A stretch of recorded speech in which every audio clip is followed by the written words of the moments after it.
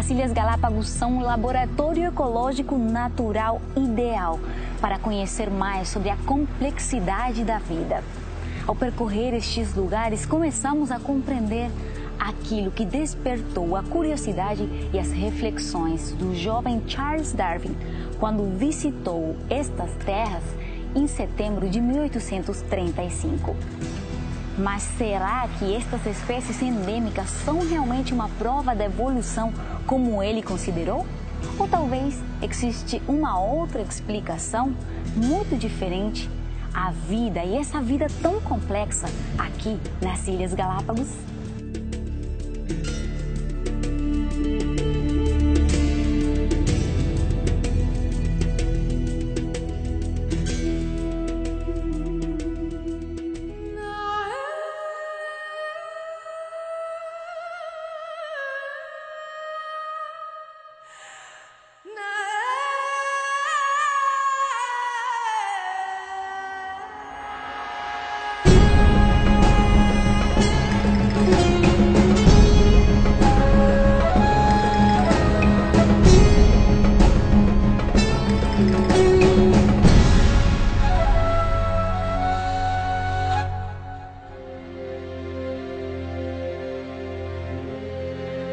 Vida abundante, complexa, vida que supera a existência e surpreende cada um dos nossos sentidos, despertando em nós o desejo de criar, nos inspirando a compor com suas cores, sabores e sons, pequenas reproduções que renovam em nós o sentido da existência. Será possível que tanta complexidade, a musa mais frutífera da nossa criatividade, possa ser explicada pela simples vontade do acaso? A natureza é um fenômeno complexo na maior parte das situações, principalmente quando a gente observa a questão da vida. Se nós pensarmos na sociedade, mais ainda. O que é uma coisa complexa, né?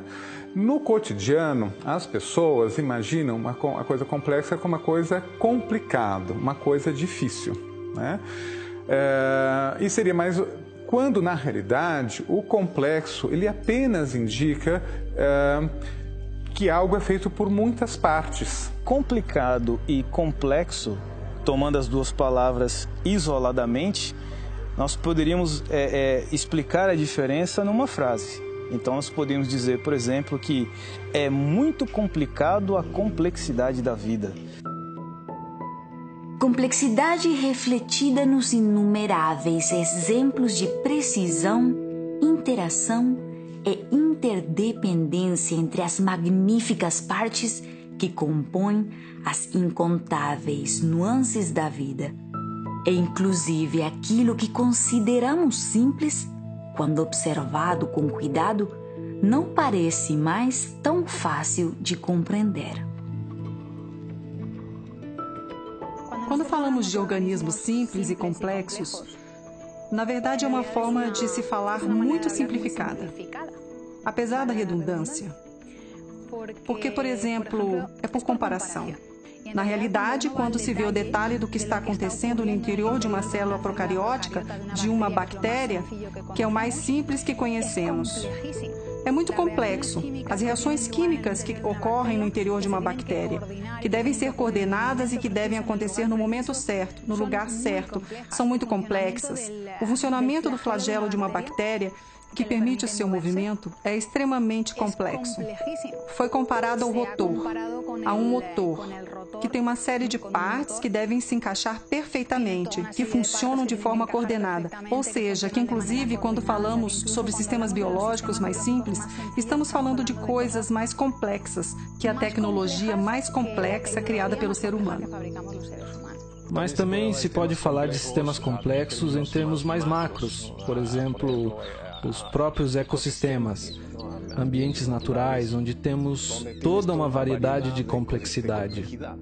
Então temos sistemas complexos que são simples, por assim dizer, que vão desde os desertos, costas, até os sistemas muito mais elaborados, como são os ecossistemas de bosques tropicais, com numerosas espécies, uma dinâmica grande em ciclos de nutrientes, etc. Quando nos referimos a sistemas complexos em organismos, são muito interessantes as adaptações que podem acontecer em alguns deles. Um exemplo de sistema complexo, extremamente complexo, é o voo das aves. E todas as estruturas corporais de uma ave que estão relacionadas ao voo, que são todas. Ou seja, o corpo das aves, de um pássaro, está desenhado para voar. Isso se percebe desde, ao invés de terem dentes, que pesam muito, elas têm um bico, que pesa menos, ou é feito de um material diferente, que pesa menos. Inclusive, o sistema respiratório é diferente. Tem uma série de sacos conectados aos pulmões, que se enchem de ar e que reduzem a densidade corporal. Além de ser um sistema respiratório muito eficiente. Porque os mamíferos, por exemplo, quando respiramos, o ar entra e sai pelo mesmo lugar e isso diminui a eficiência respiratória. Já as aves têm outro tipo de percurso, que lhes permite aproveitar muito mais oxigênio. Porque o voo é um exercício físico que requer uma grande quantidade de energia. E aqui estamos falando simplesmente de coisas que não são em si o aparato do voo, que seriam as asas.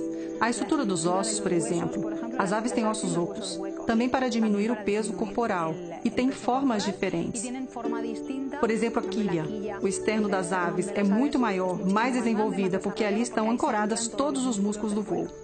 A estrutura dos ossos das asas é específica, para ter asas em vez de outros tipos de extremidades. E depois temos as penas. As penas são uma maravilha do design. Existem diferentes tipos de penas.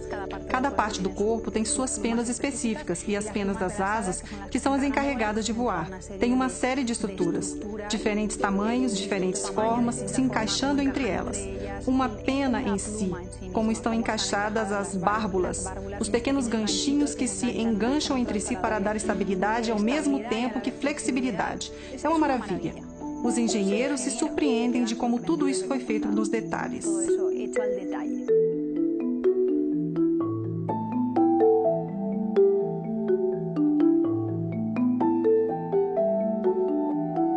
O pássaro, eu até falo para os meus alunos, o avião é uma coisa ainda não primitiva, mas não chegou aonde podia chegar, certo? Porque quem sabe voar mesmo são os pássaros, não são os homens. Então, no pássaro, a grande diferença entre pássaro e um avião é que a propulsão, que no avião é dada pelo motor, no pássaro é dada pela asa. Então, tanto sustentação quanto propulsão é dado pela asa do pássaro.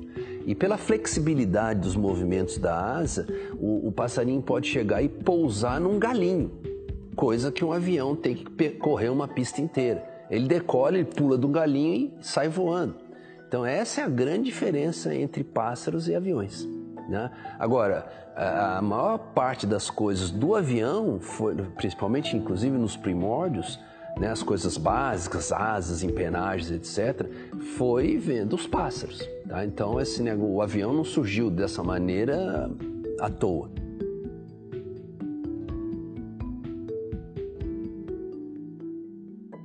O avião é uma máquina assim, muito complexa, né? Então tem uma série de partes, né? E todas elas têm que estar funcionando 100% para o avião poder voar direitinho.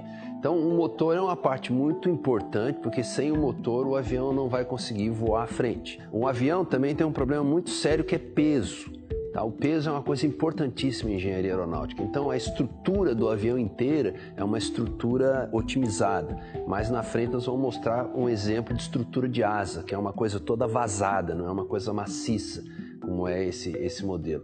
E o trem de pouso, por exemplo, para fazer esse movimento de recolher e abaixar, tem um sistema hidráulico que é muito complexo e se ele não funcionar, né, o avião vai ter que pousar de barriga. Então isso é um problema muito grave, é um evento grave que pode causar um acidente muito sério.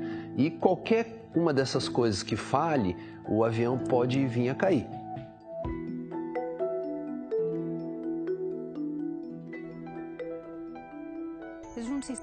É um sistema super complexo. E quando alguma coisa falha nesse sistema, então deixa de funcionar, ou seja, tudo tem que estar coordenado. Estamos falando não somente das asas, estamos falando dos ossos, músculos, das penas, como o resto do corpo. Outra coisa que não comentamos, a vista, a coordenação para voar. É necessário ter uma boa coordenação da vista para saber o que se está fazendo com o resto do corpo. E determinadas zonas do cérebro estão mais desenvolvidas, porque fazem movimentos muito complexos. As aves se movem em 3 dimensões, enquanto muitos outros organismos nos movimentamos em apenas 2. Mas elas se movem em 3 dimensões. Elas têm o cerebelo, que é a parte posterior do cérebro, muito mais desenvolvida, pois é a encarregada por coordenar os movimentos. Tudo isso tem que ser simultâneo, porque senão não funciona. Se falha apenas um elemento de todo o sistema, o voo já não ocorre. Então esse é um problema grave para a teoria da evolução convencional. Porque aí estamos falando que as mudanças são adicionadas de pouco a pouco. Teríamos uma primeira mudança que faz com que mudem os pulmões. Outra mudança que faz com que apareçam as penas. Mas se temos as penas e os pulmões, mas não temos os músculos do voo, ou não temos os ossos menos densos e um bico, esse animal é muito pesado e não pode voar. Então ter penas não serve para nada, a não ser que esteja usando as penas para outra coisa. Mas a princípio são necessários todos os elementos ao mesmo tempo. É impossível que através de mutações aleatórias apareçam ao mesmo tempo todos os elementos necessários para um voo eficiente. Existem muitos sistemas na natureza, especialmente ao nível celular, ao nível bioquímico, que mostram realmente assim que há uma complexidade especificada. Existe não só uma complexidade, mas existe também um padrão de informações que é necessário para que essa complexidade possa existir, né? Porque uma coisa complexa é uma coisa formada por vários elementos mais simples, mas que todos eles interagem, se interrelacionam de uma maneira harmônica. Qualquer alteração nesse subsistema poderia levar à inviabilidade, né? A vida não poderia existir dessa forma, né? O movimento de design inteligente ele foca muito diretamente nas células, né? Nos sistemas bioquímicos. Então, o termo complexidade especificada surgiu pela primeira vez com Leslie Orgel, que é um evolucionista, mas que foi muito utilizado nos livros do William Dembski, que é um dos proponentes do design inteligente. Agora, o termo complexidade irreduzível seria uma derivação do termo complexidade especificada. Quem criou esse termo foi o bioquímico americano chamado Michael Behe. Ele escreveu em 1996 o livro A Caixa Preta de Darwin. E este livro, ele nos apresenta bem o conceito de complexidade redutível. Segundo Behe, nós poderíamos entender a complexidade redutível como uma ratoeira. Você tem uma plataforma, você tem geralmente um martelo, você tem uma trava e você tem outros grampos que geralmente prendem esse material à plataforma. Se alguma dessas partes vier a faltar ou se ela tiver algum problema no seu funcionamento, isso pode comprometer todo o sistema. Então, uma complexidade redutível significa o seguinte: você tem um sistema que é formado por várias partes que não podem ser mais reduzidas. Caso contrário, isso iria comprometer esse sistema e ele não poderia funcionar.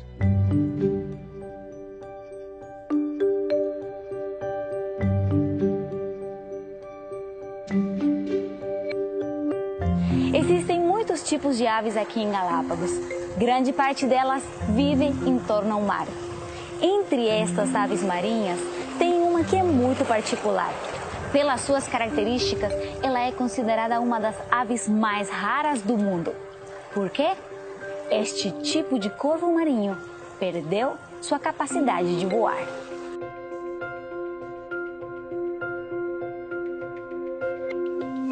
Se uma mutação destrói qualquer um desses pequenos detalhes que formam todo o sistema do voo, esse animal não pode voar.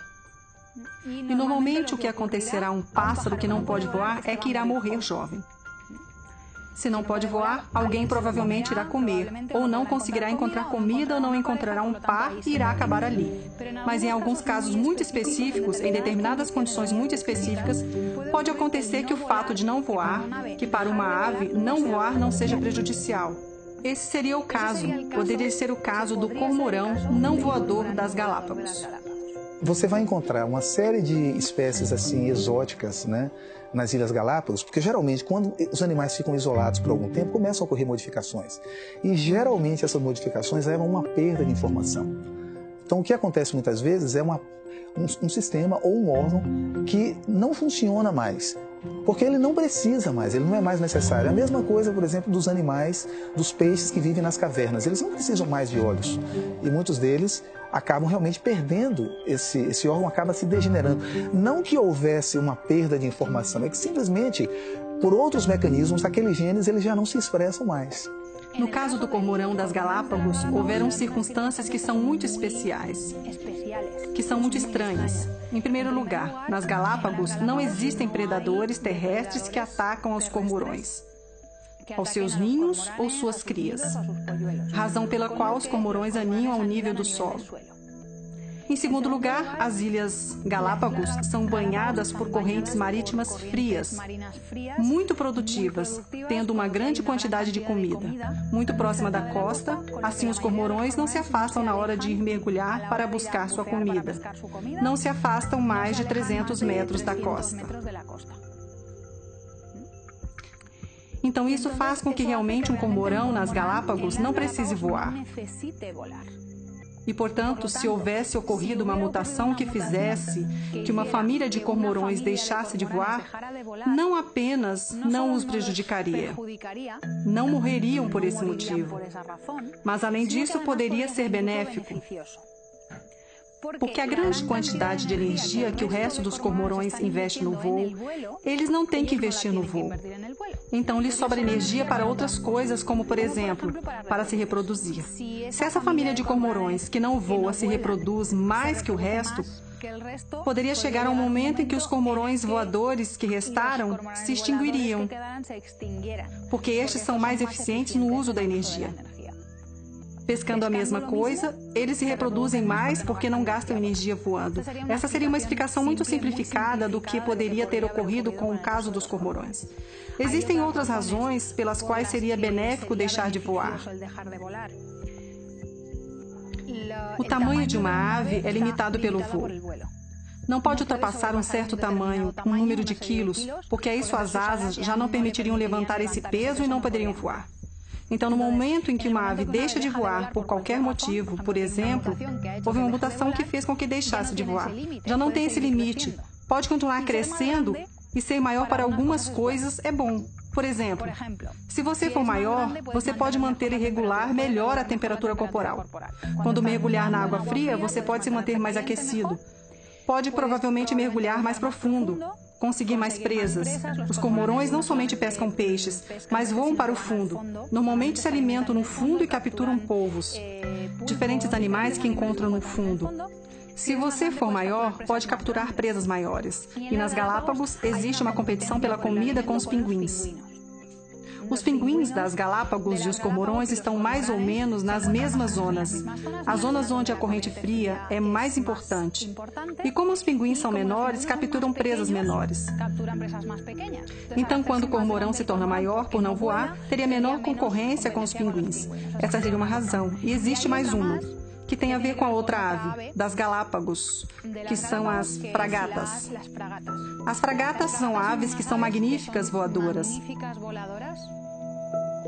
Elas têm uma capacidade de voo brutal, pois têm uma estrutura corporal um pouco inversa à dos cormorões. Elas têm asas muito grandes e um corpo muito pequeno. Pesam muito pouco, então isso lhes permite fazer acrobacias no voo.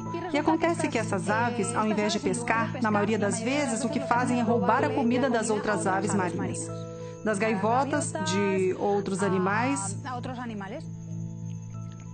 enquanto voam. Roubam a comida enquanto voam.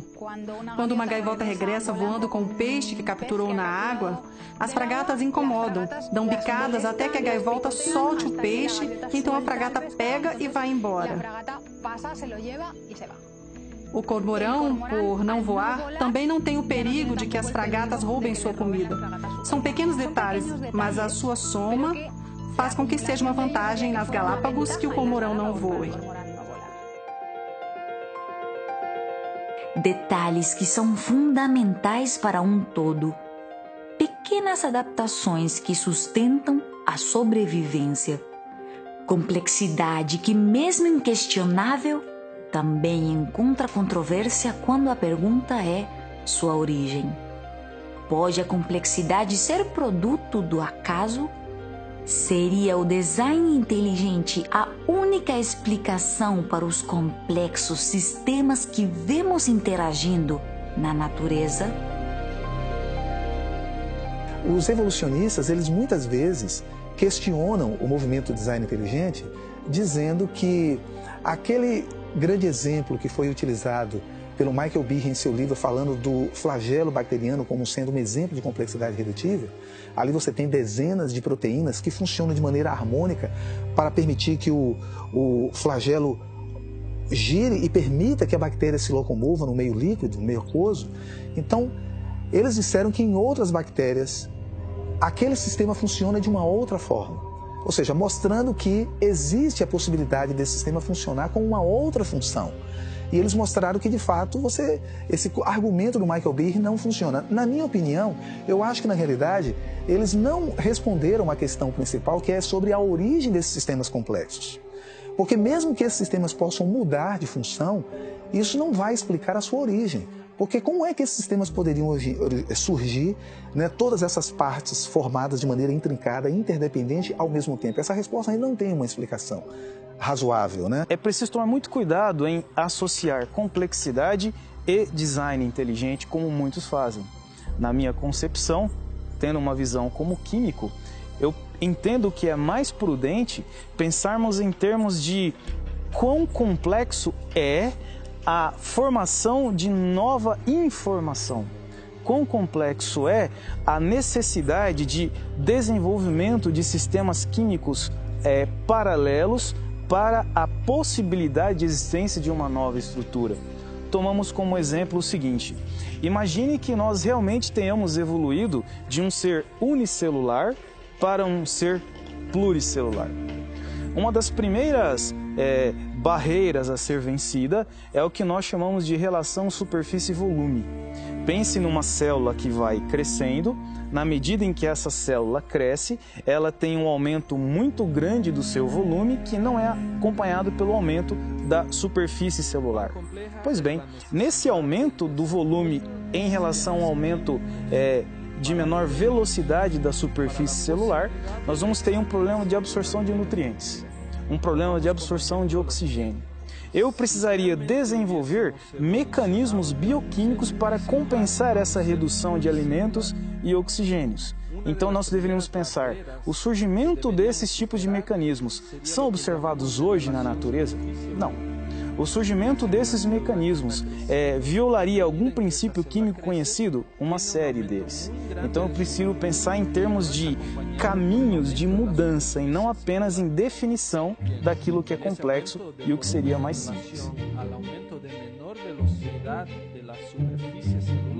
Observar o mais ínfimo detalhe natural, compreender o mais simples processo biológico, continua sendo um desafio para o conhecimento humano. Explicar cada parte que compõe nosso complexo mundo, até o momento, não é mais do que uma ambição, uma meta ainda tão distante que sua maior contribuição é inspirar-nos a perseverar em uma busca sincera, que na falta de respostas absolutas, indague novas formas de analisar empiricamente o que até agora é apenas uma interpretação. William Dembski, ele propôs um filtro que tenta realmente exatamente mostrar que é possível nós tentarmos identificar empiricamente se o sistema exibe uma complexidade especificada e que, portanto, ele não poderia ter surgido por acaso, simplesmente, ou por leis naturais, mas precisaria exatamente de uma ação inteligente. Esse filtro, ele funciona mais ou menos dessa forma. Você pode se deparar diante de um sistema e a primeira pergunta que você faz é se aquele sistema ele é contingencial ou não. Se ele for contingencial, ótimo, você parte para a próxima etapa. Se ele não é contingencial, se ele só pode existir e funcionar daquela maneira, então você pode dizer que há uma necessidade aí. Não é uma complexidade especificada. Mas se ele é contingencial, ele pode assumir diferentes formas, dependendo do contexto onde ele esteja funcionando. Ele é contingencial, ok, você parte para o próximo passo. esse sistema ele é complexo. Se ele não for complexo, ele pode surgir devido a uma lei natural, ok? Ou pode surgir pelo acaso. Então, nesse caso, poderia surgir de outra forma. Você pode ter um sistema que seja complexo que não tenha surgido de maneira, através de um design inteligente, através de um planejamento prévio. Pode ter surgido exatamente devido ao acaso, mas ele exibe complexidade, ele é contingencial, você passa para o próximo passo. E é exatamente a última parte do filtro explanatório de Dembski. Ele é especificado, ou seja, ele exibe um padrão de informação que é necessário para que ele funcione daquela forma. Se sim, então ele exibe uma complexidade especificada e ele é fruto de um design, ou seja, de um planejamento. Isso é importante. Se ele não é especificado, ele pode exatamente surgir de acordo com as leis naturais, pura e simplesmente. Então esse filtro, eu acho que ele é muito interessante porque ele pode dar ferramentas para aqueles que trabalham na bioquímica, especialmente os criacionistas, tentando exatamente analisar diversos sistemas bioquímicos que podem exibir esse tipo de complexidade. E aí você vai ver que existe uma probabilidade extremamente baixa, tão baixa, que seria impossível que esse sistema viesse a existir simplesmente pelo acaso. Dentre aqueles que estudam dentro do modelo evolucionista, eles têm dificuldade justamente para explicar como foi que surgiram os primeiros sistemas, a primeira célula. Será que teria sido primeiro as moléculas, depois surgiram, ou será que teriam sido realmente um sistema inteiro? Então existem os proponentes dessa ideia porque eles sabem da dificuldade que é de uma proteína se formar de maneira lenta e gradual, porque mesmo que você pudesse demonstrar isso empiricamente, essa proteína sozinha ela não faria nada. Ela faz parte de um universo muito mais amplo, funcionando de maneira harmônica, interagindo com outros sistemas, com outras rotas metabólicas.